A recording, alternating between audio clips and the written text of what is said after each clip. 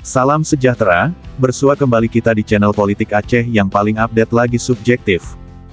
Karena, yang objektif itu tugas jurnalis yang telah teruji di media massa. Kali ini kita akan membahas persoalan retret kepala daerah di Magelang, terutama Gubernur Aceh terpilih yaitu Bapak Muzakir Manaf.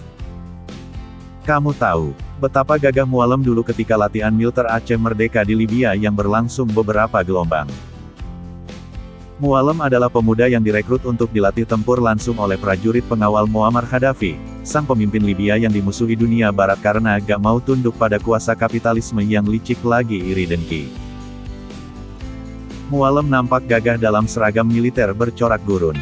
Beda halnya ketika hampir 40 tahun kemudian ketika beliau mengikuti retret kepala daerah di Akmil Magelang. Mualem kian ringkih, namun, belum pudar kegagahannya. Ia tetap Panglima Perang Aceh Merdeka dengan solidnya garis komando. Retret kepala daerah terlihat seperti main tentara-tentaraan. Seperti istilah orang Aceh, segila-gilanya tentara, lebih gila orang yang gila tentara. Harusnya, dengan status daerah khusus, Aceh tak perlu mengikuti aturan pusat yang ke Magelang cuma buat senam pagi. Tapi, fakta politik berkata lain. Kita bisa apa? Mualem saja sembari berseloroh mengatakan dalam unggahan di akun Instagram resminya yang dikelola timnya, Mualem menyebut kegiatan retret ini seperti latihan kembali. Latihan latihan lagi.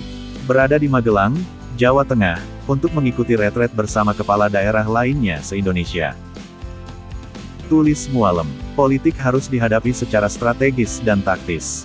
Tidak bisa kasar, dan Aceh harus siap berhadapan dengan gaya politikus nasional yang licin. Mungkin kamu ingin berpolitik, kasih komen rencana taktisnya.